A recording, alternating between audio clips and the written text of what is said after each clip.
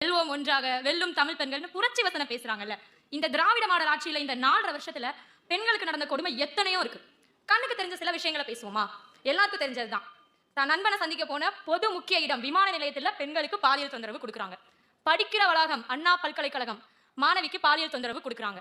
நந்தனம்ல கேண்டீன்ல வேலை பார்க்குற பொண்ணுக்கு கேண்டீன்குள்ளேயே பாலியல் வன்கொடுமை பண்றாங்க. சரி, தமிழ்நாட்டு பெண்களை தான் இவ்வளவு பாடுபடுத்துறாங்கன்னு பார்த்தா பிற மாநிலத்துல இருந்து பிழைக்க வந்த பெண்களை கூட விட்டு வைக்கிறது இல்ல. அங்கேயும் கைவரிசையை காட்டுறாங்க. அடையாறுல ஒரு பெண்ணை 4 பேர் சேர்ந்து பாலியல் வன்கொடுமை செஞ்சு கொலை பண்ணிட்டு போறாங்க. இது என்னடா தமிழ்நாட்டுக்கு வந்த சோதனைன்னு நம்ம எடுத்து கேட்டா கொலை, எதுக்கு எடுத்தாலும் ஊழல், ஏன்னு கேட்டா அரசியல். இதுதான் இப்ப தமிழ்நாட்டோட நிலைமை. இன்னைக்கு நம்ம தமிழக வெற்றி கழகத்துல இத்தனை பெண்கள் இணைஞ்சிருக்காங்கன்னா இது எதுவுமே, அப்பா அவர்களை நல்லா கேட்டுக்கோங்க, இது எதுவுமே தேடி சேர்த்த கூட்டம் கிடையாது, தானா சேர்ந்த கூட்டம். நாங்க ஏஜென்சி மூலமா ஆள் வச்சு எடுக்கல. சந்தானம் சொல்லுவார்ல, சென்சார் இருக்கு, காசு கொடுத்து சேர்க்கல, தானா சேர்ந்திருக்கோம்.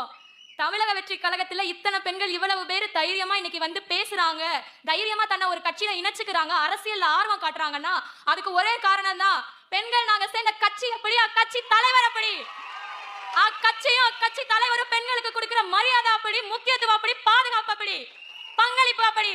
இன்னைக்கு இத்தனை ஆண்கள் ஈக்குவலா உட்கார்ந்துருக்கோம். அதே சைடு திரும்பி பாருங்க, பெண்கள் ஈக்குவலா உட்கார்ந்துருக்கோம். எந்த கட்சியில பாத்திருக்கீங்க இத?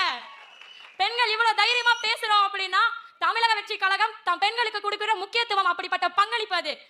ஆனா உங்க கட்சியில பார்த்தா நம்ம சொல்லக்கூடாது, தொகுதியில நிக்க கூட பங்களிப்பு இருக்க மாட்டேங்குது, முக்கியத்துவம் இருக்க மாட்டேங்குது. அப்புறம் எப்படி தமிழ்நாடு பெண்களுக்கு முக்கியத்துவம் இருக்கும்? ஒரு கட்சி ஆட்சிக்கு வரதுக்கு முன்னாடியே இவ்வளவு மாற்றங்களை பெண்களுக்கு மத்தியில ஏற்படுத்தி இருக்கு, இங்க கொண்டு வந்து நிறுத்தி இருக்குன்னா, ஆட்சி நாங்க அமைச்சோனா, முதலமைச்சர் ஆனோனா எவ்வளவு பெரிய மாற்றத்தை கொடுப்போம்ன்றதுக்கு இந்த சத்தம் தான் உதாரணம். எங்களுக்காக இல்லைனாலும் பெண்களோட பாதுகாப்புக்காகவும் இந்த முன்னேற்றம் இன்னும் அதிகமானதுக்காகவும் நீங்க முதலமைச்சர் ஆகணும்னா. நம்மளுடைய வெற்றி சின்னம் விசில்.